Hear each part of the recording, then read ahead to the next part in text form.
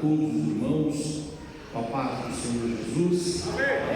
Pedir que tomem os vossos assentos, por gentileza. Eu quero começar agradecendo a Deus pela oportunidade que Ele me dá de conhecer os irmãos aqui esta noite. Deus abençoe pela calorosa e gentil recepção. Quero louvar a Deus pela vida do pastor Setorial, do pastor Aparecido. Deus abençoe, pastor. Obrigado pela oportunidade, pela liberdade que o Senhor nos dá aqui. Louvar a Deus pela vida do pastor Jeremias. Obrigado também pela liderança do CREI, Rubens.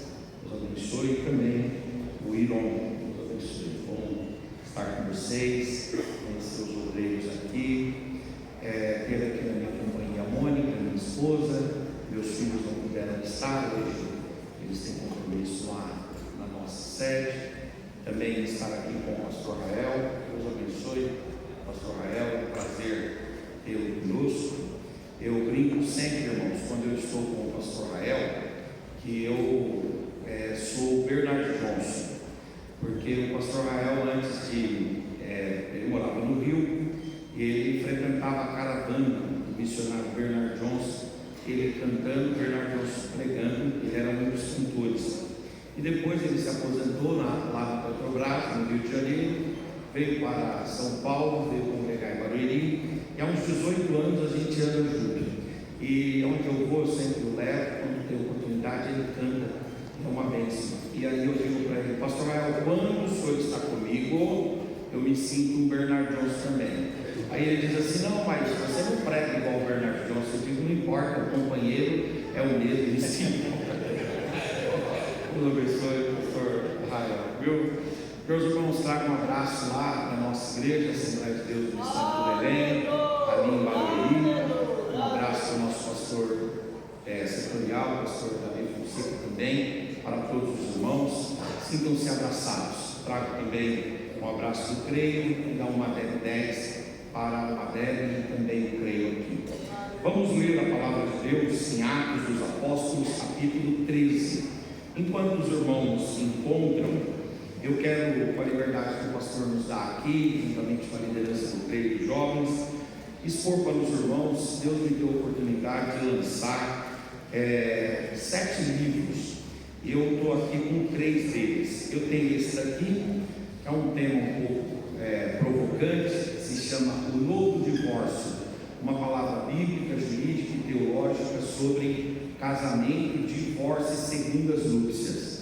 Aqui eu falo sobre os 5 fundamentos do casamento, à luz da palavra de Deus. Eu falo também sobre as 4 situações que Deus tolera o divórcio. O divórcio não faz parte do plano de Deus. O divórcio tem um princípio que o mantém, que é o princípio da indissolubilidade, mas Deus suporta o divórcio. 4 situações eu as elenco aqui.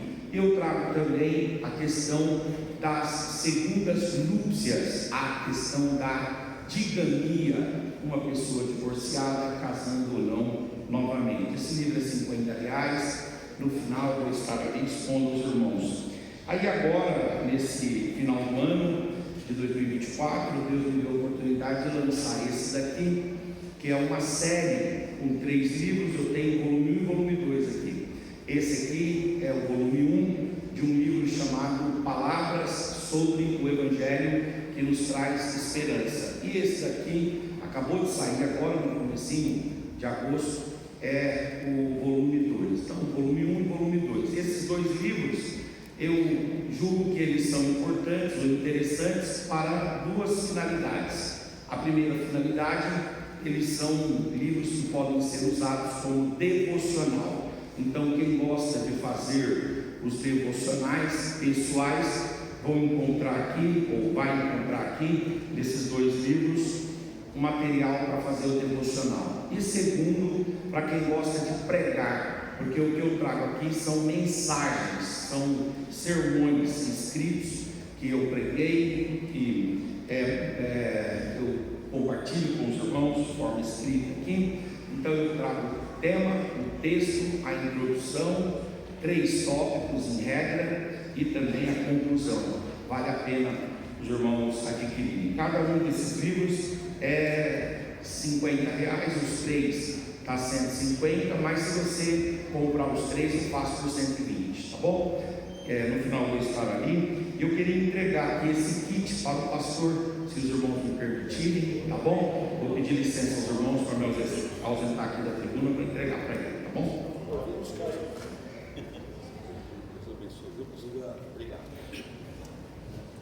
Queridos irmãos, eu quero pregar subordinado ao tema marcas de um cristianismo saudável.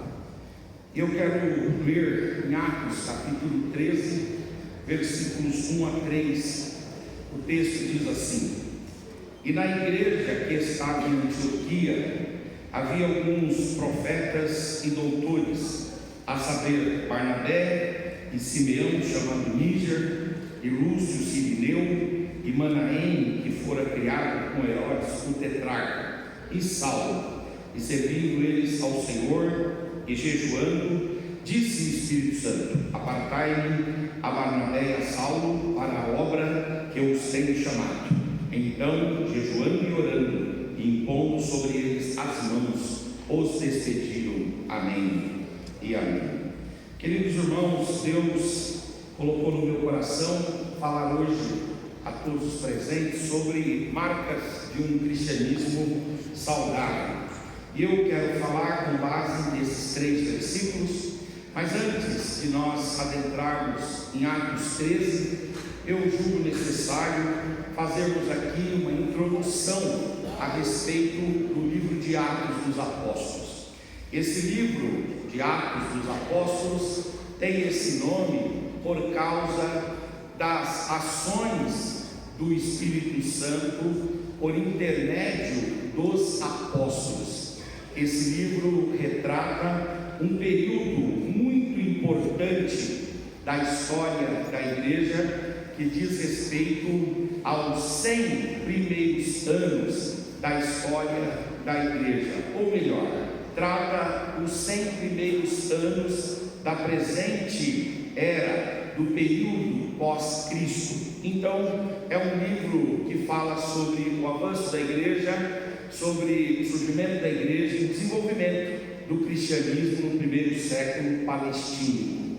Os irmãos sabem muito bem que esse livro de Atos dos Apóstolos, ele foi escrito por Lucas, e nós podemos ter tranquilidade em dizermos que esse livro foi escrito por Lucas, em primeiro lugar, porque a partir de Atos capítulo 16, o autor começa a se identificar na primeira pessoa do plural. Aparece a expressão nós, e essa expressão nós é um indicativo de que o narrador do livro, o relator, aquele que lavra o texto, é partícipe também dos fatos que se desenvolvem. E é exatamente em Atos 16 que Lucas, o médico amado gentil, se converte sob a pregação do apóstolo Paulo e passa a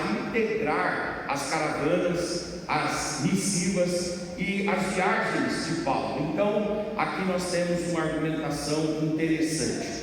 A segunda argumentação é porque, se nós lermos o final do Evangelho de Lucas, que é Lucas 24, dos 50 a 53, e pularmos imediatamente para Atos 1:1, nós veremos ali uma continuidade harmônica e suave das narrativas. Lá em Lucas, o evangelista falou sobre Jesus, a sua vida, obra, morte e ressurreição, e quando chega em Atos, ele fala da ascensão e da história da igreja. Então, nós podemos descansar na verdade de que Atos é uma obra da lavra, uma obra da escrita, uma obra de autoria de Lucas, discípulo de Paulo e também evangelista que escreveu o terceiro evangelho. Muito bem,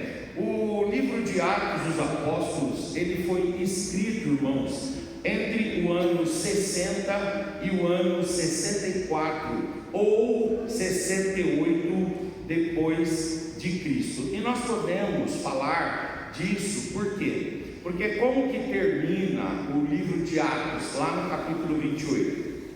Ele termina com a chegada de Paulo a Roma. E Paulo chega em Roma entre o ano 64 e o ano 68. Os irmãos sabem muito bem que Paulo foi condenado em Jerusalém. Depois Paulo vai para Cesareia. Lá em Cesareia ele é condenado em segunda instância e ele então apela para Roma. Como ele era cidadão romano, ele tinha o direito de invocar uma audiência com César. Mas o sistema penitenciário, ou melhor, o sistema judiciário de Roma era um sistema tão assoberbado quanto o nosso sistema. Eu sou da área do direito, eu sou advogado, atuante, e eu sei muito bem que nós atualmente temos no Brasil 85 milhões de processos em curso. Mas isso por causa de um esforço que o Conselho Nacional de Justiça fez para baixar o número de processos, porque até uns 3 anos o número de processos no Brasil era de 110 milhões de processos em trâmite. O que significa isso? Se nós temos 220 milhões de brasileiros no Brasil, de habitantes no Brasil, e nós tínhamos 110 milhões de processos em curso, quer dizer que a cada 2 pessoas, uma pessoa tinha um processo, 50% tinha algum tipo de ação. Hoje esse número reduziu um pouquinho e nós temos 85 milhões de processos, e os processos eles são longevos no Brasil. Esses dias resolveram um processo da época ainda do início da República Brasileira, e esse processo é o mais longo da história do Brasil. O processo durou mais ou menos 132 anos, né? Mas em média o processo dura 7, 8 anos. Quando alguém chega para mim e fala assim: vamos entrar com o processo? Vamos. Mais ou menos em quanto tempo? Se tiver todos os recursos, 8 anos, o senhor ficar tranquilo assim, para ter o trânsito julgado. Mas aguenta firme que vai dar certo, né? Muito bem, o processo lá judicial em Roma era difícil também, e Paulo então chega em Atos 28 em Roma, mas o sistema judiciário é muito sobrecarregado, a justiça está estressada, ele apela para César, mas César não consegue atendê-lo, e aí ele só vai ser atendido 4 anos depois. E nesse período Paulo ficou em prisão domiciliar. Não é que Paulo usava tornozeleira eletrônica, Paulo estava em prisão domiciliar. E na prisão domiciliar, diferente da nossa prisão domiciliar, que a pessoa tem que ficar em sua casa mesmo 24 horas, lá no Império Romano, a prisão domiciliar permitia que a pessoa saísse um pouco. Tanto é que o apóstolo São Paulo, ele, quando vai escrever a carta aos Romanos, ele diz aos irmãos, irmãos, eu queria muito que quando eu estivesse com vocês, vocês me enviassem com recursos de vocês até a Espanha, para que eu pudesse pregar lá na Espanha. Paulo não foi de forma livre, de forma tranquila para Roma, ele foi como um prisioneiro. Mas quando ele estava viajando, houve um naufrágio, e no meio do naufrágio, todos achando que iam morrer, o apóstolo Paulo recebe a presença de Deus através da voz de um anjo, e Deus diz para ele: Paulo, quem fez você sonhar com Roma fui eu, importa que você pregue o meu evangelho e a minha palavra em Roma, eu vou te levar para lá. É claro que Paulo não foi de forma livre, ele foi como preso, mas a palavra de Deus se cumpriu em sua vida. Quando você tiver de Deus uma promessa, acredite, de uma forma ou de outra, Deus leva a sua palavra ao bom termo e ao cumprimento. Paulo esteve lá preso por 4 anos, pregou aqueles que estavam com ele em cadeias. Ele fala isso escrevendo aos irmãos de Filipos. Ele diz: olha, até aqueles que têm sido meu companheiro ou meus companheiros na prisão têm escutado a respeito do do Evangelho. Tem gente que espera condições favoráveis para frutificar. Paulo, na prisão, frutificou para a glória de Deus. Deus vai te fazer frutificar em lugares inesperados, em nome do Senhor Jesus. Aí Paulo finalmente vai à Espanha, prega lá na Espanha. Eu estive ano passado pregando em Madrid, na região de Salamanca também. Fui fazer também um curso lá em Salamanca e eu tive a oportunidade de ver lá na Espanha, mesmo e apesar de uma Europa pós-cristã, eu concordo com isso, mas a presença cristã, a presença evangélica está lá. Nós temos igrejas, nós temos a cruz, nós temos a Bíblia, nós temos a presença cristã. E aí foi muito interessante que eu fui pregar lá na igreja do Ministério do Belém, e lá o pastor lá é o pastor Ronaldo, e a igreja, a sede de Madrid, do Ministério do Belém, fica numa região de indústrias, e foi uma coisa muito interessante, porque o pastor disse assim: olha, o senhor vai comigo, e aí então a gente foi por uns caminhos assim, entrou num espaço, num parque industrial praticamente, e estávamos assim naquele espaço industrial. Eu disse: meu Deus do céu, será que tem o evangelho aqui? Daqui a pouco nós paramos em frente a uma fábrica, aí ele parou o carro, nós descemos, entramos lá no portão da fábrica. À direita você entrava para o galpão da fábrica, à esquerda você entrava assim numa escada, descia. Quando você descia, você encontrava lá um espaço aberto, salas, pessoas tendo aula, e no fundo um espaço para glorificar a Deus. A igreja lá está no meio da área industrial. Aí você diz assim: aqui só tem máquina, aqui só tem motores, aqui só tem trabalhadores, aqui não tem crente. Mas no meio daquilo tudo você tem a chama do evangelho ardendo, queimando e incendiando os corações.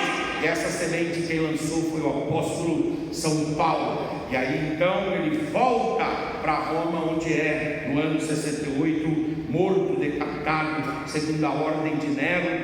E é muito interessante que Paulo era tão apaixonado pelo Senhor. Lucas não pôde registrar isso, mas o John Foxe, naquele livro, o Livro dos Mártires, ele fala que Paulo era tão apaixonado por Cristo, que quando o instrumento cortante decepou a sua cabeça, a cabeça de Paulo rolou, e como se o rosto dele tivesse ainda tendo espasmos físicos, quando o cérebro manda o comando e o rosto ou o corpo reproduz assim de forma inconsciente. Paulo, soldados, dizem que quando a cabeça de Paulo rolou, podia-se ler nos lábios de Paulo, como se balbuciando, a cabeça fora do corpo. John Foxe diz, ele balbuciava um único nome, por 3 vezes: Jesus, Jesus e Jesus.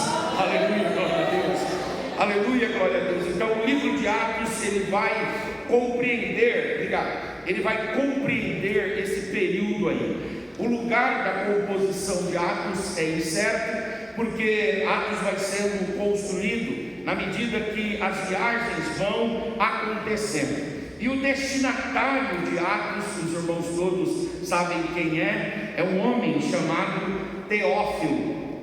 E a palavra Teófilo é uma palavra grega que quer dizer, a junção de 2 palavras gregas que querem dizer Theo e Filéu. Filéu é amor e Theos é Deus. Theos e Filéu, o amor de Deus, o amado de Deus. O amor filéu, ele é o amor mais básico, ele é o amor mais corriqueiro, ele é o amor mais trivial. Tipo assim, eu amo esse carro, é o amor filéu.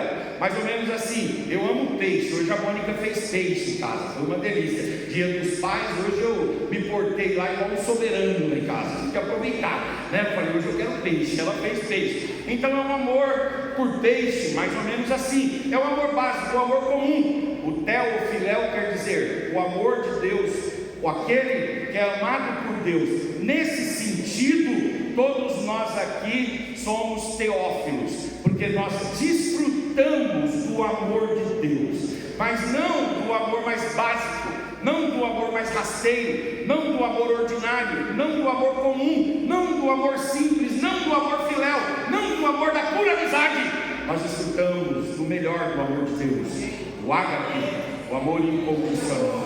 Você é amado por Deus. Você, aleluia, você é querido por Deus. Deus enviou o seu Filho para morrer na cruz do Calvário, para que você recebesse o amor bendito de Deus. Todos nós somos teófilos, todos somos amados de Deus.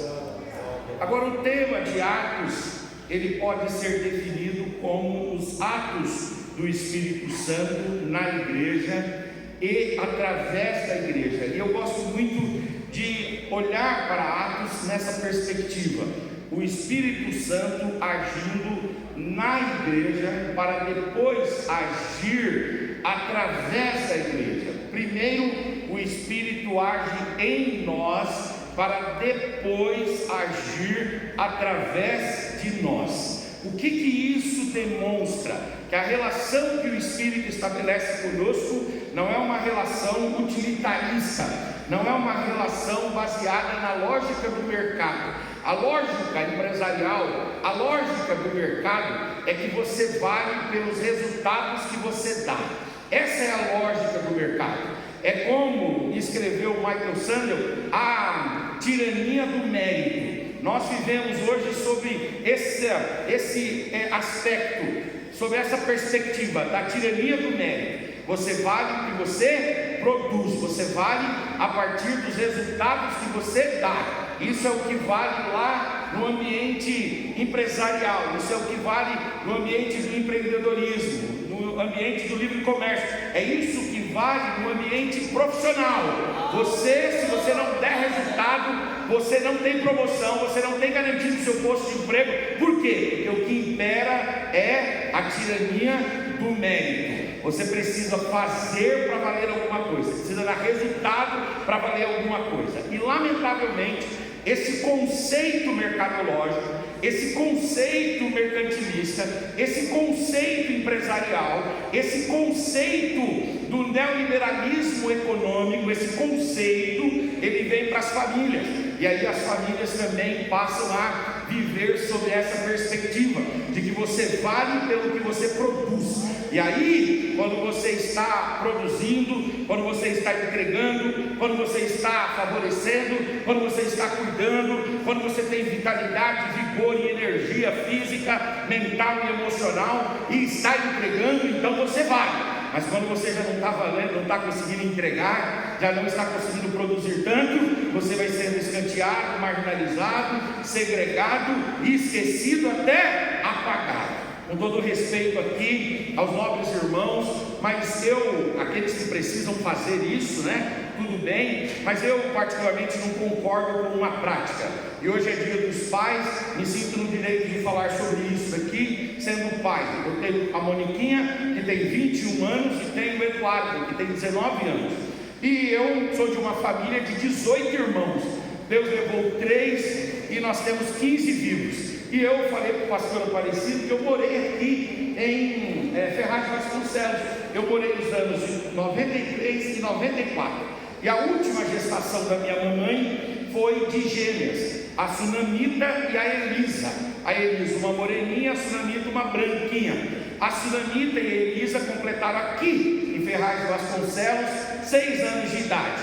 Mas de repente aconteceu um acidente com a Elisa e ela contraiu leptospirose, aquela doença que vem através de urina de rato. E o que aconteceu? Ela ficou internada aqui e ela logo veio a óbito. Eu tenho então uma irmã minha que foi sepultada aqui nessa cidade. Eu digo para os irmãos o seguinte: mas Deus foi tão generoso. Deus ele brinca com a nossa história. A minha irmã que vingou, a Sunamita, que é a caçula, ela hoje está com 38 anos. Ela casou-se e demorou 11 anos para Deus dar um bebê para ela. E aí o dia que o esposo dela, pastor também, pastor Denis Alves, um grande pregador também, quem sabe um dia a gente não tricota para ele vir aqui. O pastor Denis estava fazendo já todos os procedimentos para fazer uma cirurgia na segunda-feira. Quando foi na sexta-feira, ela chegou do trabalho meio enjoada, chegou para ele e disse assim, depois de 11 anos, estava fazendo tratamento e ele ia ser cirurgiado na segunda. Aí chega para ela chega para ele na sexta-feira e fala assim, eu estou enjoada, eu queria fazer um teste de gravidez de farmácia. Você vai comprar para mim? Aí ele disse, conversa, eu vou cirurgiar na segunda-feira, domingo à noite eu me interno. Aí ela disse, não, mas compra. Comprou, estava grávida, a gestação foi tranquila. Quando nasceram dois, o Felipe e o Danilo. Eles estiveram sábado comigo tomando café lá em casa, né? Deus é misericordioso, irmãos, Deus é bondoso, Deus é gentil, Deus vai costurando a nossa história a ponto de se cumprir em nós aquilo que Paulo diz: em tudo, sempre, em todas as coisas, em todo o tempo, nós somos triunfantes em Cristo. Em Cristo nós somos triunfantes. Paulo diz: em tudo somos triunfantes em Cristo Jesus, nosso Senhor. Mas essa ideia da família, ou melhor, essa ideia da tirania do mérito, às vezes ela sai do ambiente empresarial e vem para as famílias. E aí o pai trabalha, a mãe trabalha pelos filhos, e lá no final o filho ou a filha lançam os pais num asilo. Eu não tenho nada contra se você tem uma necessidade, mas eu gostaria muito de fazer você perceber aquilo que Paulo fala quando ele escreve sobre família. Em Efésios capítulo 6, ele diz o seguinte: vós pais, não irriteis os vossos filhos, e vós filhos, honrem os vossos pais. Aí Paulo diz para que você prolongue os seus dias sobre a terra, para que tudo que você faça, você tenha sucesso. E depois ele argumenta dizendo, porque isso é justo. Paulo diz lá, isso é justo. Como que é justo? É justo porque o pai e a mãe, quando entram na paternidade, na maternidade, eles acabam abdicando-se e abrindo mão da própria vida. Eu, ano passado, falei com os irmãos que fui na Espanha, e eu sou um homem, os irmãos não percebem muito, mas eu tenho um tecido adiposo avantajado, não está muito na cara assim, né? Mas eu sou protuberante, eu tenho aqui, né, graças a Deus, muito espaço para o Espírito Santo trabalhar, igual esse templo bonito dos irmãos aqui, né? Um templão. Chega lá, como é que é o templo? É templão. Como é que é o pregador? O pregador também não tem plano, o nome é grande, né? É isso. Aliás, quando me chamam de grande pregador, há uma dualidade ali. Eu falo, em certo aspecto eu sou grande mesmo.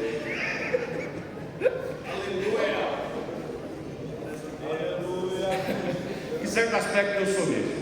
Então é difícil encontrar roupa para mim. Quando eu vou, por exemplo, comprar uma roupa, não tem no mercado. Se os irmãos aqui falarem assim, pastor, nós vamos dar um terno para o senhor vai ter que mandar fazer, porque a calça tem, mas o blazer não tem. Entende o que eu estou dizendo?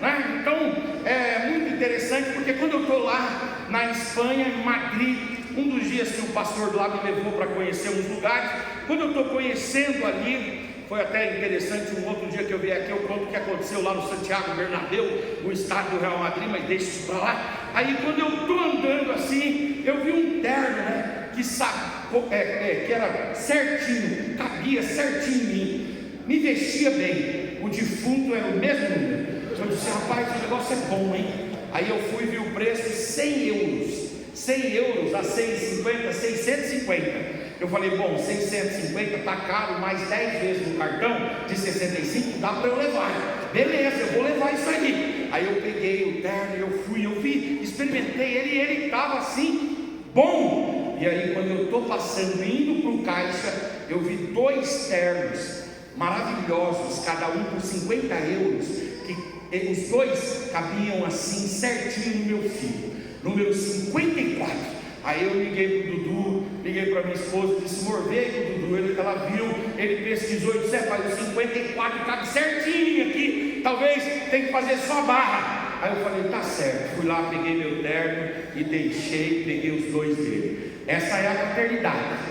Se você não estiver disposto a abdicar-se, a renunciar da sua própria vida, você andar apertado para que o seu filho pareça um lord inglês, você comer uma comida mais ou menos para que o seu filho coma a melhor comida, você às vezes não ter um plano de saúde para que o seu filho seja tratado pelos melhores médicos, você ir a pé para que o seu filho tenha dinheiro para pagar a van. Se você não tiver essa disposição, você não está pronto para ser pai, não está pronto para ser mãe também. Agora o pai e a mãe fazem sacrifícios terríveis. A minha esposa é psicóloga, e foi interessante porque quando a minha filha nasceu, tipo assim, tinha uma questão de meses que ela tinha nascido, daqui a pouco a minha esposa recebe uma ligação de uma amiga dela que fez psicologia com ela. E a minha esposa trabalhou como headhunter, fazendo captação e caça de talentos para empresas. E aí essa amiga ligou para ela e disse assim: Mônica, deixa eu dizer uma coisa para você. Eu tenho uma vaga aqui na empresa, que é chefia de seleção e recrutamento. Eu tenho uma vaga aqui para você ganhar na época R$9.000. E ela estava trabalhando como professora lá no município de Itapevi, ganhando R$900. Aí a amiga dela disse: Mônica, posso te apresentar aqui? Aí ela falou: mas como que é a agenda do trabalho?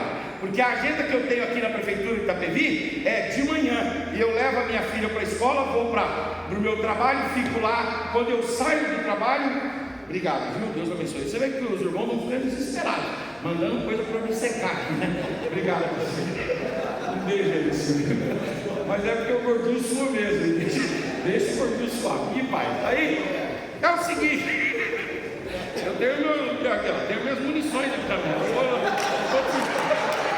Vai devagar, vai devagar, vai dar certo. É porque vai ver o desespero, né? Tá suando, calma, vai devagar. É normal acontecer isso aí, o bom que sua mesmo, né? E aí então a minha esposa vai e diz: olha, é o seguinte, minha amiga, eu estou aqui com uma oferta de trabalho aí interessante, mas eu estou trabalhando na prefeitura, e na prefeitura eu consegui uma vaga de professora através de um concurso, e eu ganho R$900, mas eu tenho oportunidade de ficar com a minha filha, eu tenho tempo para ficar com a minha filha. Eu já trabalhei com isso daí, eu sei que eu vou ter que viajar muito, eu vou ter que abrir mão da companhia da minha filha. Aí a amiga falou: então tá bom, eu vou procurar outra pessoa. E procurou outra pessoa. Ela ficou para permanecer ao lado da filha, ganhando R$900, e perdeu a oportunidade, ou abriu mão, não perdeu, mas abriu mão de ganhar R$9.000. Aí quando chega na velhice, os filhos querem colocar no asilo. É essa mentalidade que eu não entra na minha cabeça, essa lógica que não bate. É por isso que Paulo diz: honrem os vossos pais. E ele argumenta dizendo: é justo que vocês honrem os vossos pais.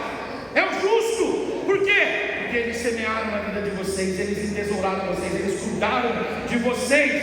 E aí é lamentável quando os filhos colocam. Infelizmente, irmãos, essa mentalidade da meritocracia, ela também toma a igreja. Na igreja, às vezes, a gente vale pelos resultados que dá, vale pelo quanto produz, vale pela obra que entrega. Eu quero dizer para os irmãos que hoje eu tenho 41 anos de idade, eu prego desde os 16 anos, Deus já me deu a oportunidade de pregar em alguns lugares, e eu digo aos irmãos, eu acho que isso aqui é um testemunho de todos os obreiros aqui: quando chega numa certa idade, você começa a rever o que você pregava antes, para ver se você continua andando pregando. E eu tirei algumas coisas dos meus sermões, não tem mais. Uma dessas coisas é a seguinte, é a frase que diz o seguinte: quem não serve para servir, não serve para nada. Eu me arrependo, eu peço perdão a Deus por ter falado isso, porque essa frase, ela tem por trás dela esse conceito de que você só vale se você produzir, você só vale se você der resultado.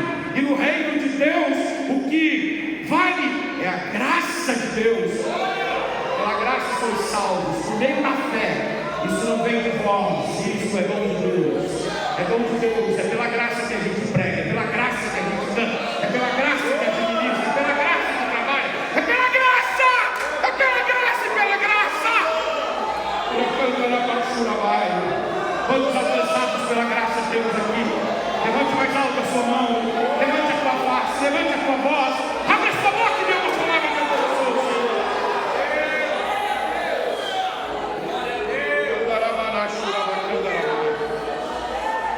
Essa ideia de que a gente vale o que produz é uma ideia que vale da porta para fora, mas aqui não, aqui você vale do que você é. Santo Agostinho de Hipona, ele diz o seguinte: olha, o amor de Deus por nós é diferente do nosso amor pelas pessoas, porque nós amamos as pessoas na medida que elas nos amam, mas o amor de Deus por nós não depende do seu objeto. Paulo diz assim: Deus nos amou e enviou o seu Filho, estando nós mortos em nossos delitos e em nossos pecados. Quando Deus começou a te amar, você ainda não confessava o nome de Jesus, você não pregava, você não trabalhava, você não levantava uma cadeira, você não dava um dízimo, mas Deus já estava pensando em você, enviando o seu filho como foi na cruz do Pai, em seu amor. Quantos se sentem amados por Deus? Levante a mão. Aleluia, você é o amado de Deus. Aleluia, glória a Deus. Aleluia, glória a Deus. E aí então Atos vai se desenvolvendo, e quando chega no capítulo de número 13, para nós fecharmos, nós temos aqui a igreja de Antioquia, e nós temos espelhado na igreja de Antioquia um cristianismo saudável. E esse cristianismo que a gente encontra na igreja de Antioquia, ele tem algumas características que fazem o cristianismo saudável ou não. A primeira dessas características é que o cristianismo que a gente encontra em Antioquia é um cristianismo da unidade, apesar da diversidade. O que a gente encontra ali em Antioquia? Pessoas com características, com histórias, com formações diferentes, com origens étnicas diferentes, mas que foram agregadas, que foram reunidas, que foram abrigadas, que foram juntadas por Jesus, através da palavra de Deus, através da ação do Espírito Santo e através da mensagem da cruz. O cristianismo saudável é o cristianismo respeitoso. O cristianismo saudável é o cristianismo tolerante. O cristianismo saudável é onde pessoas diferentes e às vezes divergentes se unem por causa de um bem comum, a palavra de Deus, de um Salvador comum, Jesus Cristo, e o de um Deus comum, o Deus e Pai de nosso Senhor e Salvador Jesus Cristo. Nós não somos iguais, nós não somos semelhantes, nós temos muitas diferenças, mas será que existe alguma coisa que pode quebrar as nossas divisões, os nossos cismas, as nossas roturas, que ao invés de construir muralhas entre nós, construir pontes que nos vinculem? Eu quero dizer que tem sim. Todos aqui estamos por causa da cruz de Cristo. É a cruz de Cristo que nos torna irmãos. É a cruz de Cristo que nos torna membros da mesma família de Deus. É a cruz de Cristo Jesus. O cristianismo saudável é um cristianismo que tem unidade apesar da diversidade. Segundo, um cristianismo saudável é um cristianismo que equilibra o poder e a autoridade profética da igreja com o compromisso com as escrituras sagradas. É interessante que a igreja de Antioquia é uma igreja dotada de mestres, mas também de profetas. Irmãos, tinha dia lá que a tampa da chaleira voava. Aleluia. Tinha dia lá que tinha irmão pulando no pé só, o pastor precisava controlar. Tinha dia lá que o irmão saía com o ministério do helicóptero, depois o pastor chamava ele na salinha dele para equilibrar. Tinha dia lá que os irmãos falavam línguas, profetizavam, e era aquele calor do Espírito. Mas tinha dia que a igreja sentava silente e reverente para ouvir a palavra de Deus e comer desse pão vivo que desce do céu. O cristianismo saudável é esse cristianismo que equilibra as coisas, esse cristianismo que torna justa esta balança, equânime esta relação. Nós precisamos sim do movimento profético, nós precisamos sim dos dons espirituais e maravilhosos, mas nós precisamos também da audição do poder e da graça que a palavra de Deus exposta ensinada, explicada, lida, meditada e estudada nos traz. Alguém um dia chegou para um teólogo e disse: o que é mais importante? Poder ou sabedoria? Aí ele respondeu uma pergunta, dizendo assim: o que é mais importante para um pássaro? A asa direita ou a asa esquerda? Aí ele disse: as duas coisas, as duas asas. Então as duas coisas são importantes. Deus quer levantar aqui entre os jovens profetas, canelas de fogo, que vão entregar palavras proféticas, cheias de autoridade. Mas Deus também quer levantar mestres que manejem bem as escrituras sagradas, que ensinem. Eu gosto muito do John Stott, daquele livro Eu Creio na Pregação, quando ele conta a história da igreja. Ele conta a história do João Crisóstomo, que ficou conhecido no século IV da era cristã, quando ele pastoreava a igreja de Constantinopla, como o Boca de Ouro.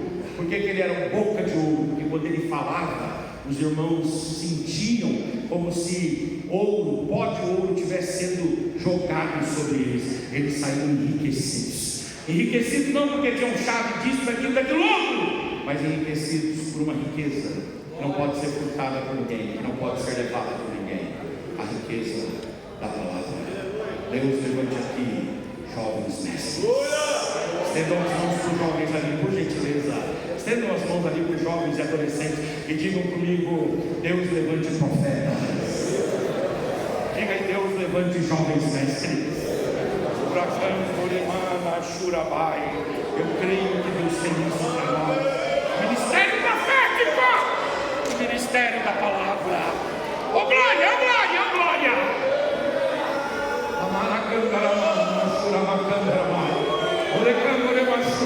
Aleluia. Cristianismo saudável, em terceiro lugar, ele tem uma terceira marca. Está presente aqui, pastor Beleza já foi, mas todo minutinho já encerra. As crianças estão chegando, enquanto elas chegam aí, presta atenção. Cristianismo saudável é marcado por um terceiro ponto. Cristianismo saudável é marcado por uma igreja onde o Espírito Santo de Deus, ele tem liberdade de agir na igreja. É interessante, irmãos, que a Bíblia fala que eles estão orando e jejuando, quando de repente o Espírito de Deus sopra no meio da igreja, e o Espírito de Deus aponta Saulo e Barnabé para uma missão, e a igreja ouve o Espírito, impõe as mãos sobre Saulo e Barnabé e os envia para a obra missionária. O cristianismo saudável não é esse cristianismo mecanizado, autômato, automatizado, esse cristianismo manipulado e manipulável pelos homens. Não é isso. O cristianismo saudável, irmãos, é onde o Espírito de Deus tem liberdade para falar. O Espírito de Deus tem liberdade. Nós seguimos a liturgia, uma oração, 3 hinos da harpa, uma leitura oficial, crianças, adolescentes, jovens, irmãs, coral e orquestra, um cantor convidado, cântico para oferta, sermão, apelo, oração e bênção apostólica. Aí alguém vem e diz assim: a nossa liturgia é engessada. Não! A nossa liturgia, ela segue uma solenidade, mas no meio dessa solenidade, o Espírito tem liberdade. A hora que Ele quiser, Ele pode tomar qualquer um de nós. Derramar a sua graça, a sua autoridade, o seu poder e a sua unção. Quantos dão liberdade para o Espírito? Levante a mão, levante a face, levante a voz, abra sua boca. E vem o Espírito, sopra, sopra, Espírito, sopra. Faz a tua obra, faz a tua obra, faz a tua obra, a obra que o homem não pode fazer, a obra que a manipulação humana não pode fazer, a obra que só o Espírito pode fazer, enchendo os corações, salvando os corações, doando dons, habilitando, instrumentalizando. Faz a tua obra, Espírito, faz a tua obra sobre nós, abre o céu sobre nós, aviva a luz, aviva a luz, aviva a luz, faz a tua obra sobre nós. Da cândala macho da barra, decando romana, chura mana da barra. O Espírito tem liberdade de agir aqui. Oh glória, o Espírito tem liberdade. Oh glória, oh glória.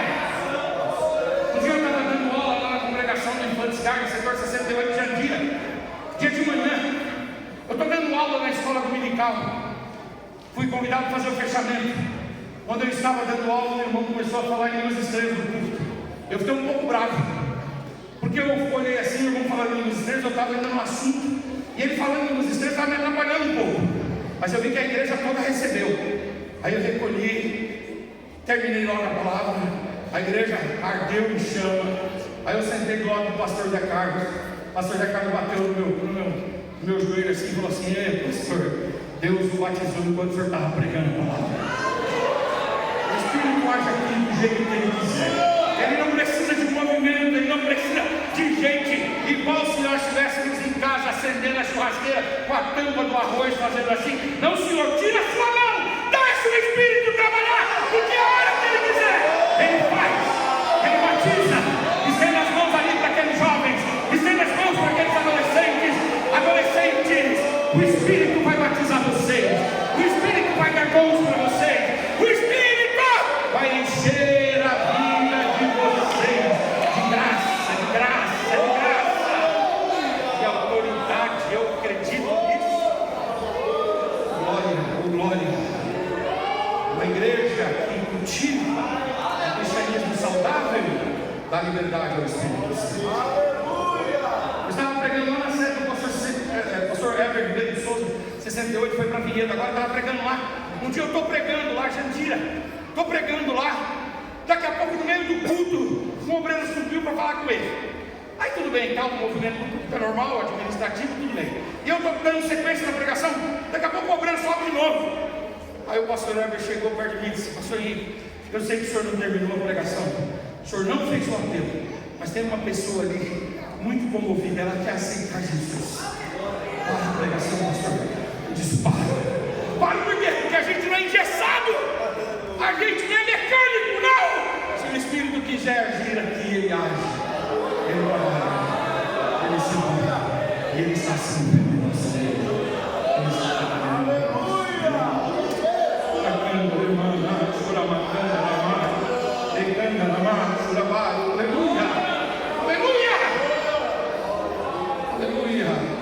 Eu queria conhecer você que está aqui esta noite e que ainda não recebeu Jesus como seu único e suficiente Salvador e Senhor.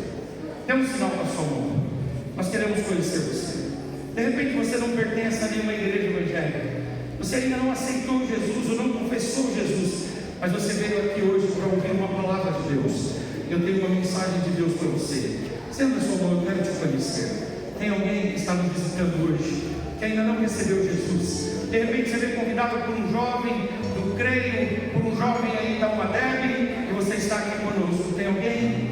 Dê um sinal com a sua mão, nós queremos te conhecer. Não tem? Que Deus te abençoe. Tem alguém aqui entre nós que se afastou do Evangelho, parou na caminhada, desistiu na caminhada, mas quer hoje retornar para o Senhor? Dê um sinal com a sua mão. Deus quer fazer uma obra extraordinária na sua vida.